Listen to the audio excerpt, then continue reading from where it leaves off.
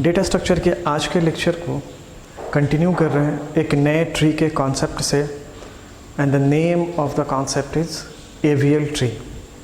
तो चलिए पहले इसके इंट्रोडक्शन को एक बार समझते हैं कि AVL ट्री एक्चुअली है क्या, और AVL ट्री किन्होंने डिराइव्ड किया, AVL ट्री के आने के पीछे बेसिक कॉन्सेप्ट है क्या।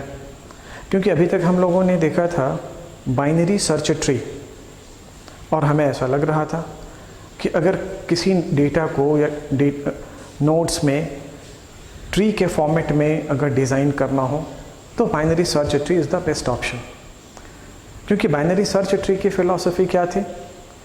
One is a root, less than the value of the root is the left sub child, and the greater than the value of the root is the right sub child. तो जो भी data insert करना हो तो बहुत आसानी से इस फॉर्मूले के बेसिस पे हम ट्री के स्ट्रक्चर को डिज़ाइन कर रहे थे। अभी तक तो बहुत अच्छा लग रहा था, लेकिन यहाँ पे एक सबसे बड़ा प्रॉब्लम जनरेट हुआ, और वो प्रॉब्लम एक्चुअली इसका ड्रॉबैक बना। तो वो कौन सा ड्रॉबैक था? उस ड्रॉबैक पे कॉन्सेप्ट को कैसे डेवलप करके एक नई ट्री लाया गया। तो चलिए इन्हीं सारे कॉन्सेप्ट को हम लोग समझते हैं, the concept of AVL tree. तो सबसे पहले पॉइंट पे अगर यहाँ पे नज़र रखें तो पहला पॉइंट ये कहता है इंट्रोडक्शंस के लिए कि balanced binary search tree is called AVL tree. पहला पॉइंट मतलब यहाँ पे कहीं ना कहीं हमें एक बात की इंडिकेशन मिल रही है कि जो बाइनरी सर्च ट्री डिज़ाइन हो रहा था उसमें कुछ तो प्रॉब्लम था। It means some concept is balancing. आगे चलते हैं, इसे वन बाय वन समझते हैं। And the next point is 3 Russian mathematicians ने मिलकर के एक नए कॉन्सेप्ट को इन्वेंट किया, एक नए टेक्निक को लाया, and this technique is called AVL tree. और ये देखिए जो रशियन मैथमेटिशियंस थे उन्हीं के नाम का लेटर यूज़ करके इस ट्री का नाम रखा गया। जैसे यहाँ देखिए GM Adelson capital A, Velsky capital V, EM Landis capital L, AVL, that is AVL tree. तो इन 3 रशियन साइंटिस्ट या मैथमेटिशियंस के नेम को यूज़ किया गया, और उन्हीं के नाम पे इस ट्री को रखा गया। और उन्होंने एक बड़ा अच्छा कॉन्सेप्ट दिया, कहा कि जो ट्री हम डिज़ाइन करते हैं उन हर एक नोड का बैलेंस फैक्टर कैलकुलेट करना होगा। वो बैलेंस फैक्टर का फॉर्मूला कहता है left sub tree minus right sub tree. मतलब अगर कोई नोड है तो नोड कोई सिंगल नोड है तो उस नोड का बैलेंस फैक्टर क्या होगा? उस नोड के अगर लेफ्ट सब ट्री में कुछ होगा, कोई एक नोड होगा, तो कैलकुलेट करेंगे उसकी हाइट को कितना नोड है। अगर कोई भी नोड नहीं होगा it means 0। Right sub tree में देखेंगे अगर वहाँ पे कोई एक नोड होगा तो ठीक है, उसे कैलकुलेट करेंगे उसकी हाइट को, अदरवाइज वो भी 0। तो कंक्लूजन क्या निकलेगा? उस रूट नोड के 0 left child minus 0 right child equal to 0। अगर ऐसा होता है मतलब 0 कैलकुलेट करके फैक्टर आता है तो वो कहलाएगा उस नोड का बैलेंस फैक्टर। तो एक बहुत इंपॉर्टेंट सा कॉन्सेप्ट है कि अगर किसी भी नोड का बैलेंस फैक्टर 0, 1 या -1 हो तब तक उस ट्री को, उस नोड को बैलेंस्ड ट्री कहा जाएगा। अगर इनके बैलेंसिंग फैक्टर या बैलेंसिंग वैल्यू 0, 1 और -1 को एक्सीड करता हो, या -2 पे जाता हो या 2 पे जाता हो, तो वो नोड, वो स्ट्रक्चर अनबैलेंस हो जाएगा। तो जब ट्री का स्ट्रक्चर अनबैलेंस हो जाएगा तब यहाँ पे हमें ज़रूरत होगी उन स्ट्रक्चर्स को बैलेंस करने का। इट मीन्स एक बहुत इंपॉर्टेंट सा कॉन्सेप्ट है कि जब हम ऐसे ट्री के स्ट्रक्चर को डिज़ाइन करेंगे, at the time of insertion, designing के टाइम पे अगर नोड इंसर्ट हम कर रहे हैं, कैलकुलेट करते जा रहे हैं बैलेंस फैक्टर को, और जब तक 0, 1 या -1 मिलता जा रहा है हम ट्री को डिज़ाइन करते चले जा रहे हैं। जैसे कोई भी नोड का वैल्यू 1 की जगह पे 2 आ गया या -1 की जगह पे -2 आ गया, फ़ौरन वहाँ पे हम डिज़ाइनिंग को स्टॉप करेंगे और पहले उन सारे नोड को बैलेंस करेंगे, मतलब ट्री के स्ट्रक्चर को बैलेंस करेंगे। जब हमारा नोड या ट्री बैलेंस हो जाएगा तब हम फिर आगे इसे कंटिन्यू करेंगे इंसर्शन के लिए। तो चलिए आगे देखते हैं। देखिए ये वही पॉइंट है मैंने जो कहा था कि एक बहुत इंपॉर्टेंट सा पॉइंट AVL ट्री में आया है, जिसे कह सकते हैं it's advantage over the binary search tree. यहाँ पे मैंने उसी टर्म को लिखा, it eliminates the drawback of binary search tree. मतलब AVL ने बाइनरी सर्च ट्री के उस ड्रॉबैक पे काम किया, और वो ड्रॉबैक वही था जो अभी मैंने आपसे डिस्कस किया। और एक्चुअली है क्या ये पॉइंट, इसे भी अभी आगे हम लोग एक पॉइंट, एक एग्जांपल से समझेंगे कि एक्चुअली ये जो ड्रॉबैक्स था उस पर जो AVL को डिज़ाइन किया गया, तो उसके कॉन्सेप्ट को चलिए आगे पहले समझते हैं। पॉइंट नंबर 4, यहाँ पे एक छोटा सा फॉर्मूला दिया गया, height of left sub tree minus height of right sub tree less than और इक्वल टू 1, तब तक ये बैलेंस होगा। और एग्जैक्टली इसी फॉर्मूले को हम लोग कहते हैं balance factor, left sub tree minus right sub tree. एक और इम्पॉर्टेंट पॉइंट, तब जाकर के हमारा ये AVL ट्री का इंट्रोडक्शन कंप्लीट होगा। ये कहता है balance factor of any node in AVL tree is 0, 1 और -1, जो भी मैंने आपसे डिस्कशन किया। Then it is balanced. किसी भी नोड का अगर बैलेंस फैक्टर 0, 1 और -1 होता है तो वो नोड बैलेंस कहलाएगा, अदरवाइज उसे कहा जाएगा अनबैलेंस। तो जब भी नोड अनबैलेंस होगा तो उस टाइम हमें इसे बैलेंस करने के लिए कॉन्सेप्ट को समझना होगा। तो चलिए इसके आगे हम लोग समझते हैं, कुछ एग्जाम्पल से समझते हैं।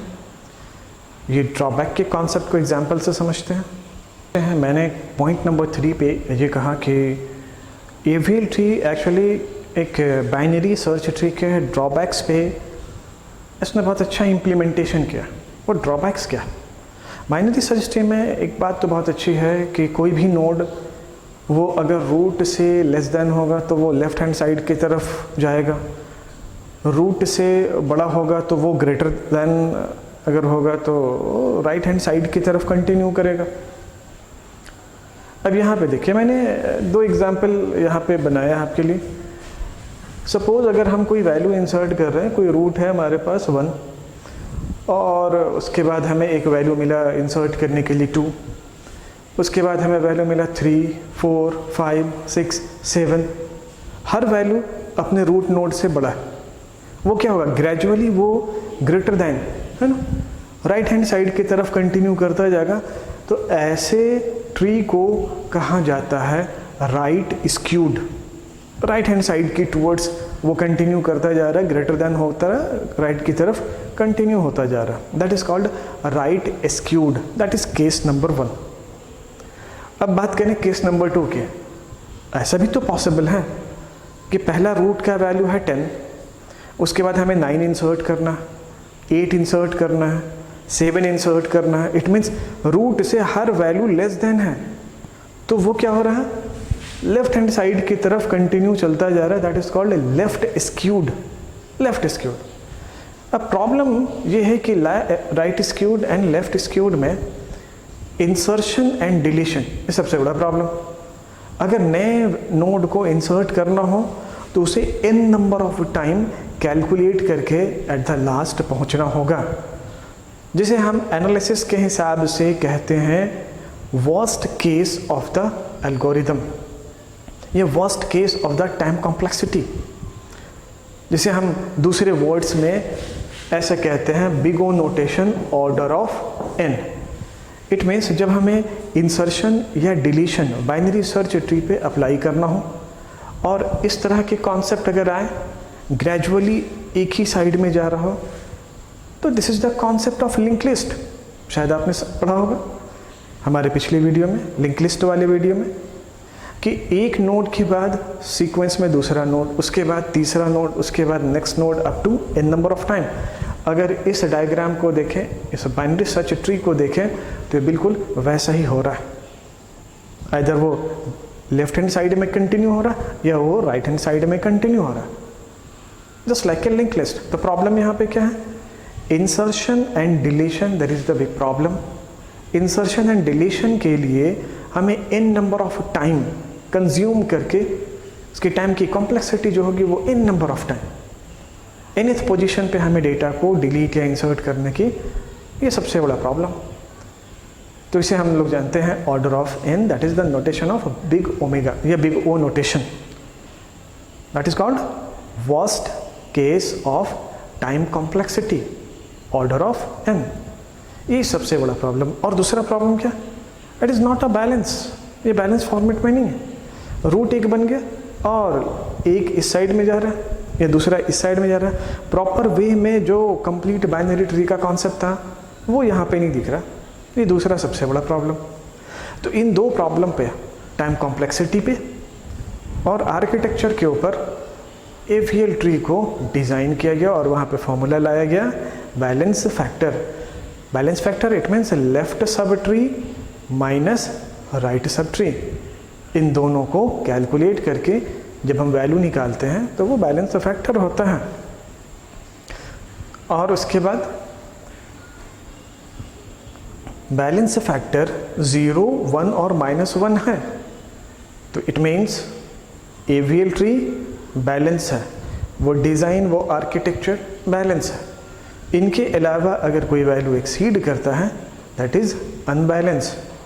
तो चलिए एक छोटा सा एग्जांपल आपको दिखाते हैं कि एवीएल ट्री में अगर हमें नोड इंसर्ट करना हो, एक ट्री को डिज़ाइन करना हो, तो हम कैसे स्टेप बाय स्टेप आगे की तरफ एग्जांपल से समझते हैं कि एवीएल ट्री को जब हम डिज़ाइन करते हैं तो हमें वो कौन कौन से स्टेप्स को फॉलो करना चाहिए। जैसे फॉर एग्जांपल अगर हमने डिज़ाइन करना हो, सबसे पहला नोड इंसर्ट करना हो 100। अब यहाँ पे देखिए सारे स्टेप 1 बाय 1 इसे अच्छे से समझेंगे। तो अगर इसे हमने डिज़ाइन किया, इस तरह से एक नोड क्रिएट हो गया, ये हुआ स्टेप नंबर 1, नोड को इंसर्ट करना। Step number 2, to calculate the balance factor. तो इस नोड का बैलेंस फैक्टर हमें कैलकुलेट करना होगा। तो बैलेंस फैक्टर कहता है left sub tree minus right sub tree, दोनों को कैलकुलेट करेंगे तो बैलेंस फैक्टर निकल जाएगा। अब यहाँ देखते हैं, ये अगर कोई नोड है तो इसके लेफ्ट सब ट्री है, नहीं है, 0 माइनस। अगर ये कोई नोड है, इसका कोई राइट सब ट्री है, बिल्कुल नहीं, 0। इट मीन्स इस नोड का बैलेंस फैक्टर बना 0 और उसे इस तरह से मेंशन करेंगे, this is called balance factor of the node. अब आगे चलते हैं। सपोज नेक्स्ट नोड हमें इंसर्ट करना है 60 इंसर्ट करना। पॉइंट नंबर 1 इंट्रोडक्शन का याद करें, balanced binary search tree is called AVL tree. मतलब यहाँ पे दो चीज़ की बात कही जा रही है एवीएल ट्री में, कि एवीएल ट्री जो है वो पूरा का पूरा पहले तो बाइनरी सर्च ट्री के फॉर्मूले को फॉलो करता है। इट मीन्स कोई भी रूट हो, अगर डेटा हम इंसर्ट करने जा रहे हैं तो वो डेटा रूट नोड से लेस देन होगा तो लेफ्ट हैंड साइड में जाएगा, इट मीन्स लेफ्ट चाइल्ड बनेगा। वो वैल्यू अगर रूट नोड से ग्रेटर देन है तो वो राइट सब ट्री का पार्ट बनेगा। This is the philosophy of the binary search tree. तो एवीएल ट्री सबसे पहले तो बाइनरी सर्च ट्री के कॉन्सेप्ट को फॉलो करता है। और इसके बाद पॉइंट नंबर 2 ये कहता है कि अगर बैलेंसिंग में प्रॉब्लम हो रही, इट मीन्स अगर बैलेंस फैक्टर 0, 1 और -1 है तब तक तो सही है, और अगर इसमें कोई प्रॉब्लम होगा तो हमें उस ट्री को बैलेंस करना होगा। This is the concept of point number 1 of introduction. तो चलिए नेक्स्ट पॉइंट 60, रूट नोड से less than it means left hand side पे ड्रॉ हो गया। अब फॉर्मूला क्या कहता है कि जैसे किसी नोड को आप इंसर्ट करेंगे तो सबसे पहले उस नोड का बैलेंस फैक्टर निकालना होगा, लेकिन याद रखें इंसर्टेड नोड से रूट नोड तक के कॉन्सेप्ट को हम बैलेंस करेंगे। मतलब जो भी हमने इंसर्ट किया पहले उस रूट का बैलेंस फैक्टर कैलकुलेट करेंगे, उसके ऊपर जो रूट नोड होगा फिर से हम री बैलेंस करेंगे, दोबारा फिर से उसे कैलकुलेट करेंगे। तो कॉन्सेप्ट ये कहता है कि inserted node to the root node, वहाँ तक के सारे वैल्यू को, सारे नोड को हम दोबारा बैलेंस करेंगे। कब? जब भी कोई एक नया नोड इंसर्ट होगा तब। तो अभी देखिए यहाँ पे हमने एक नया नोड इंसर्ट किया 60, तो वो रूट नोड के लेफ्ट साइड में गया, लेफ्ट चाइल्ड बना। तो इस 60 का बैलेंस फैक्टर क्या होगा? इस 60 का बैलेंस फैक्टर देखिए क्या होगा। तो चलिए पहले इसका बैलेंस फैक्टर कैलकुलेट करते हैं। तो पॉइंट वही है, left sub tree minus right sub tree. ये कैलकुलेट करना होगा left sub tree minus right sub tree. तो 60 इस नोड का ना तो कोई लेफ्ट सब ट्री है और ना ही कोई राइट सब ट्री है। इट मीन्स इधर भी कोई नोड नहीं है 0 और इधर भी कोई नोड नहीं है 0। इट मीन्स 0 माइनस 0, तो ये हो गया बैलेंस फैक्टर इज 0। तो इंसर्टेड नोड का तो हमने बैलेंस फैक्टर कैलकुलेट कर लिया। तो अभी मैंने क्या बताया, इंसर्टेड नोड से रूट नोड तक हमें रीबैलेंस करना होगा जब भी हम कोई एक नया नोड इंसर्ट करेंगे तब। तो चलिए अब यहाँ चलते हैं। अब देखिए इस रूट नोड की बात करें तो रूट नोड में भी बैलेंस फैक्टर क्या करना है, left sub child minus right sub child. तो रूट के लेफ्ट में एक चाइल्ड है, इट मीन्स इस बार left sub child is 1। Root node के राइट हैंड साइड पे 0 चाइल्ड है, तो कैलकुलेट करके फाइनल बैलेंस फैक्टर हो गया 1। तो पहले 0 था, अभी हो गया 1। तो देखिए अभी भी 0, 1 और -1, अगर ऐसा कोई बैलेंस फैक्टर होता है एवीएल ट्री में, तब तक हम उस ट्री को बैलेंस ट्री समझेंगे। तो चलिए यहाँ तक तो हो गया बैलेंस। एक और नोड इंसर्ट करते हैं। चलिए नेक्स्ट नोड इंसर्ट करते हैं 120। अब देखिए 120 रूट नोड से बड़ा। According to the binary search tree, इस एवीएल ट्री में उसका पोजीशन कहाँ पे होगा, रूट के राइट हैंड साइड में। तो चलिए नया नोड इंसर्ट हो रहा है रूट के राइट हैंड साइड पे, दैट इज 120। अब जैसे नया नोड इंसर्ट हुआ तो फॉर्मूला क्या कहता है, inserted node to the root node हमें बैलेंस फैक्टर कैलकुलेट करना है और प्रीवियस वाले जो नोड होंगे उनके बैलेंस फैक्टर को रीडिफाइन करना है, दोबारा फिर से कैलकुलेट करना है और उनके बाद आगे का टेस्टिंग। तो चलिए इस नए नोड का बैलेंस फैक्टर कैलकुलेट करते हैं। इस नए नोड के लेफ्ट चाइल्ड 0, इस नए नोड के राइट हैंड साइड में कोई भी चाइल्ड 0, तो बैलेंस फैक्टर हुआ left sub tree minus right sub tree, that is 0। इनका हो गया। अब देखिए इस नोड का रूट नोड कौन है, 100। तो मैंने क्या कहा, inserted node to the root node, है ना। तो इस नोड का रूट नोड है 100। तो अब चलिए फिर से रूट नोड को दोबारा कैलकुलेट करेंगे। तो अब देखिए अगर हम 100 की बात करें तो 100 का एक लेफ्ट चाइल्ड और एक राइट चाइल्ड। तो बैलेंस फैक्टर क्या कहता है, left sub child minus right sub child. तो एक लेफ्ट में है और एक राइट में है, तो बैलेंस फैक्टर क्या हो गया, 1 माइनस 1। तो ये देखिए 1 माइनस 1 दैट इज 0। फिर से बैलेंस फैक्टर रूट का हो गया 0। तो इस तरीके से हम लोग वैल्यू को जनरेट करते हैं और ट्री को डिज़ाइन करते हैं। तो चलिए आगे हम लोग डिटेल से समझते हैं कि insert the data into the AVL tree. तो कुछ एग्जाम्पल से इन ट्री को डिज़ाइन करते हैं। तो आगे चलते हैं और देखते हैं how to insert an element inside the AVL tree. AVL tree में डेटा को इंसर्ट करने से पहले कुछ पॉइंट पे नज़र डालें। कुछ यहाँ पे मैंने नोट करके पॉइंट मेंशन किए हैं। आई थिंक जब इंसर्ट करते हैं तो हमें इन पॉइंट को ही लेके चलना होगा। तो पॉइंट नंबर 1 कहता है बेस्ड ऑन BST BST के बेस पे, जैसे कि मैंने अभी आपसे थोड़ी देर पहले बताया कि बाइनरी सर्च ट्री का बेसिक कॉन्सेप्ट क्या था, रूट नोड से अगर वैल्यू ग्रेटेस्ट है तो राइट हैंड साइड पे, जो वैल्यू हम इंसर्ट करने जा रहे हैं अगर वो रूट नोड से लेस देन है तो लेफ्ट साइड चाइल्ड की तरफ डेटा को इंसर्ट किया जाएगा।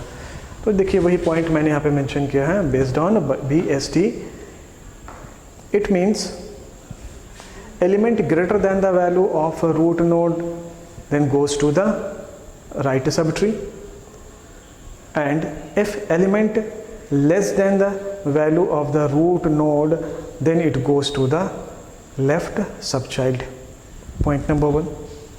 Point number 2 ये कहता है आफ्टर इंसर्शन, कोई भी एक नोड हम इंसर्ट करते हैं, after insertion of any node, तो हमें क्या करना होगा, to calculate the balance factor after insertion of any single node, हमें बैलेंस फैक्टर को कैलकुलेट करना होगा।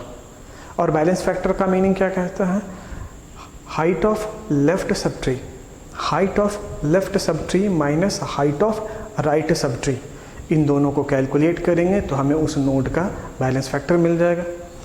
उसके बाद देखिए कहता है कि इफ़ द नेक्स्ट पॉइंट कहता है if the balance factor of the node is -1 0 और 1, है ना, if the balance factor of the node is the -1 0 और 1 then the node of the tree is balance, otherwise we need, otherwise unbalance and need to balance the tree.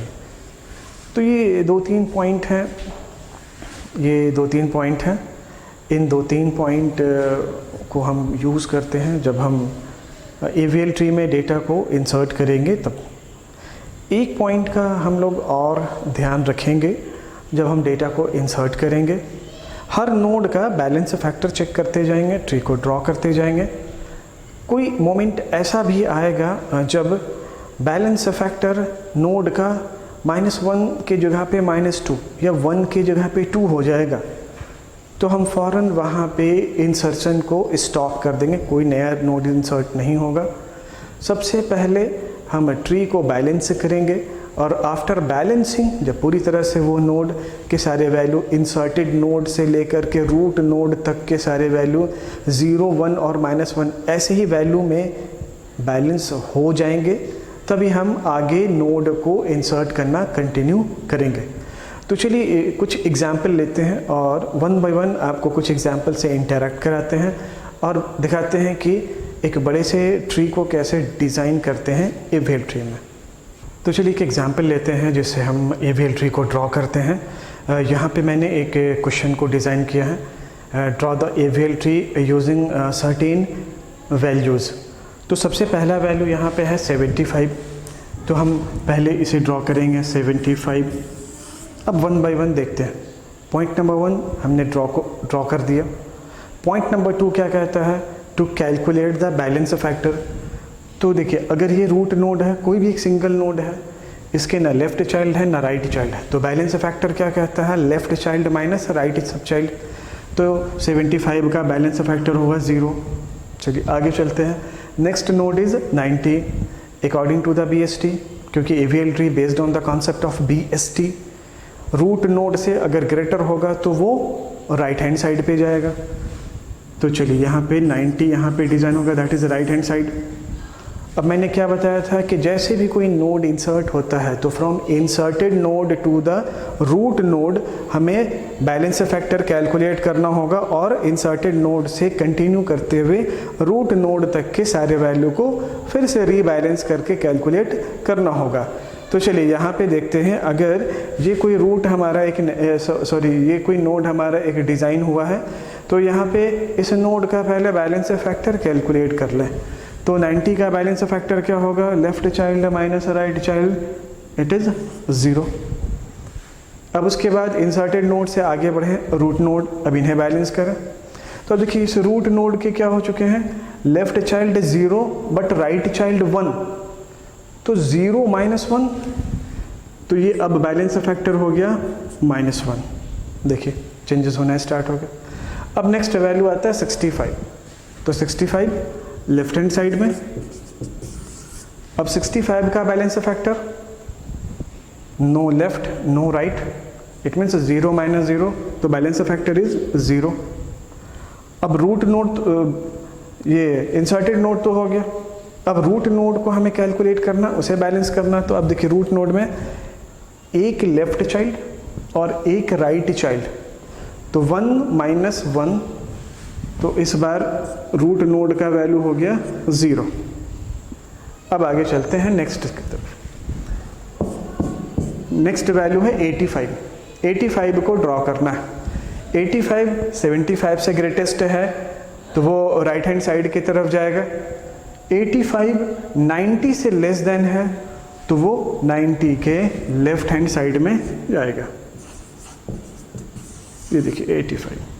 तो अब balance factor calculate कर लें। 85 का 0, 85 का root है 90। अब 90 का बैलेंस फैक्टर क्या होगा? 90 में एक लेफ्ट चाइल्ड है बट इसका कोई भी राइट चाइल्ड नहीं, तो 1 माइनस 0, तो 1 माइनस 0, तो रूट का वैल्यू हो गया, रूट का बैलेंस फैक्टर हो गया 1। अब ऊपर चलते हैं। अब देखिए इस रूट के दो चाइल्ड है, एक ये लेफ्ट चाइल्ड, दूसरा ये राइट चाइल्ड। तो राइट चाइल्ड की हाइट कितनी है? 1 और 1 2 है ना। Height of the left child and height of the right child, this is the main formula. इस रूट नोड के लेफ्ट में एक ही चाइल्ड है और एक ही हाइट है, बट इस रूट नोड के राइट हैंड साइड में एक चाइल्ड है और उसके भी एक चाइल्ड है। तो यहाँ से लेकर के यहाँ तक ये हो गया इनकी हाइट। तो इनकी हाइट हो गई दो लेवल पे है। और अगर इधर देखें तो 1, तो रूट चाइल्ड का बैलेंस फैक्टर हो गया height of the left sub child minus height of the right sub child. Height of the left sub child that is 1, height of the right sub child that is 2, तो 1 minus 2 that is minus 1। देखिए change होता चला जा रहा है, इसका balance factor change होता चला जा रहा है, दैट इज माइनस 1। चलिए अब उसके बाद आता है 57। 57 लेफ्ट हैंड साइड में, 57 65 के भी लेफ्ट हैंड साइड में। अब इनका बैलेंस फैक्टर हो गया 0, क्योंकि ना लेफ्ट में कोई नोड है और ना ही राइट हैंड साइड में कोई नोड है, दैट इज 0। अब इसके रूट की तरफ चले। अब इसके रूट को कैलकुलेट करें। रूट में देखिए क्या है, रूट में एक लेफ्ट में है बट रूट के राइट में कोई चाइल्ड नहीं है, तो क्या होगा 1 माइनस 0, 1 माइनस 0, तो 65 का बैलेंस फैक्टर हो गया 1। यहाँ तक तो कैलकुलेट कर लिया है ना। अब मेन रूट ये है। अब यहाँ देखिए, अगर यहाँ देखा जाए तो ये भी इनकी हाइट हो गई, तो इनकी हाइट हो गई 2, यहाँ भी हो गई 2। तो अगर इस रूट नोड की हम बात करें तो यहाँ भी 2 चाइल्ड है और इधर भी 2 चाइल्ड है हाइट के मामले में, तो बैलेंस फैक्टर हो गया 0 है ना। 2 left height of left sub child that is 2 minus height of right sub child that is 2, तो रूट का बैलेंस फैक्टर हो गया 0। तो इस तरह से हम लोग कैलकुलेट करते हैं। तो चलिए आगे कंटिन्यू करते हैं। अब नेक्स्ट नोड है 71। 71 रूट नोड से लेस देन, इस साइड आ रहा है, लेकिन 65 से ग्रेटर देन, वो यहाँ पे आके स्टोर। फिर से बैलेंस फैक्टर कैलकुलेट कर। 71 की कोई भी चाइल्ड नहीं है तो 0 बैलेंस फैक्टर। 65 में भी देखिए अब 2 चाइल्ड बन गया, एक लेफ्ट चाइल्ड एक right child, it means 0 left की तरफ, सॉरी 1 और इधर 1, तो सबट्रैक्ट करके इसकी वैल्यू हो गई 0। अब आगे सुनो, यहाँ भी देखिए 2 ही हाइट है, ठीक है। इस रूट नोड के 2 चाइल्ड ज़रूर हैं बट हाइट तो 2 हुआ।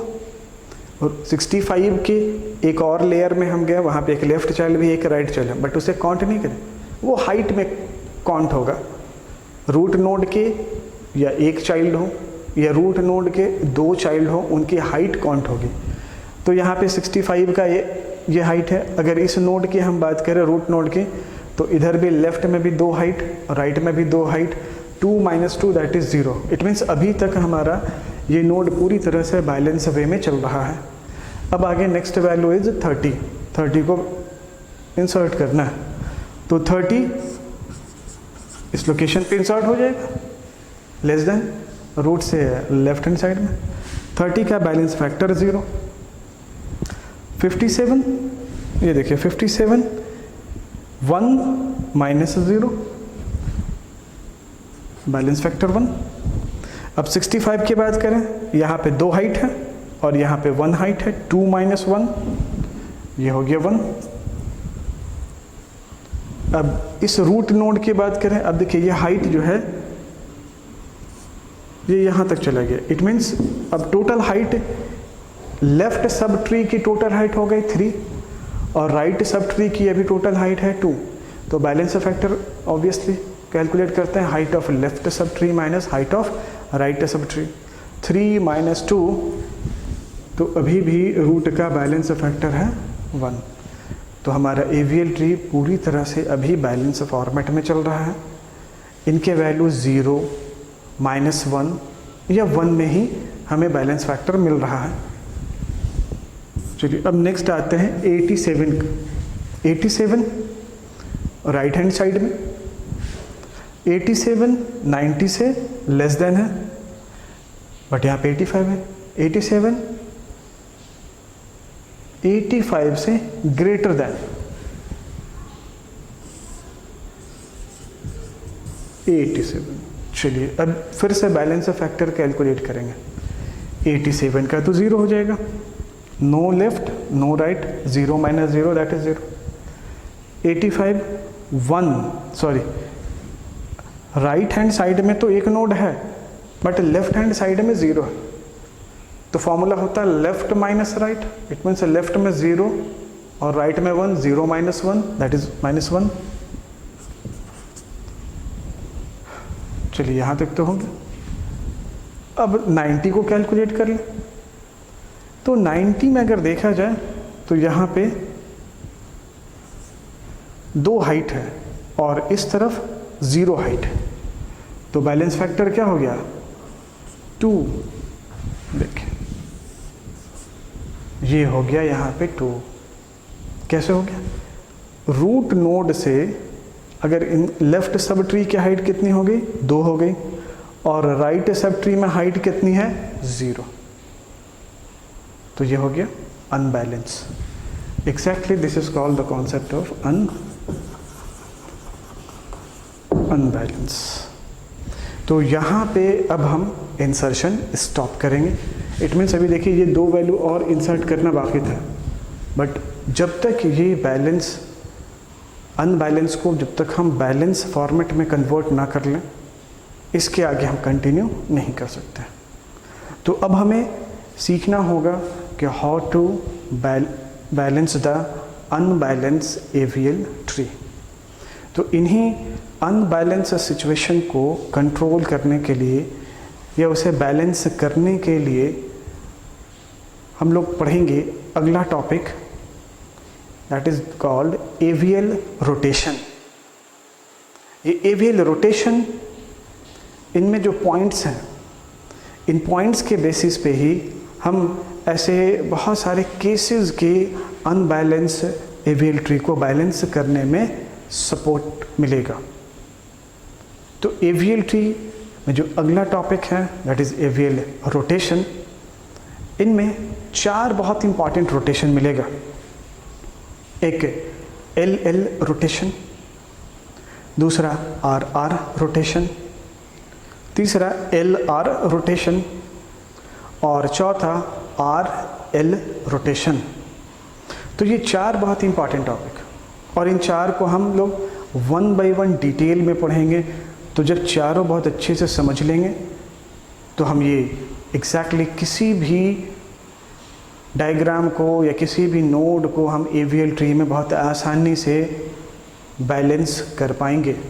इट मीन्स ये इंसर्शन तब तक इनकम्प्लीट रहेगा जब तक उन रोटेशंस को अच्छे से हम ना पढ़ लें।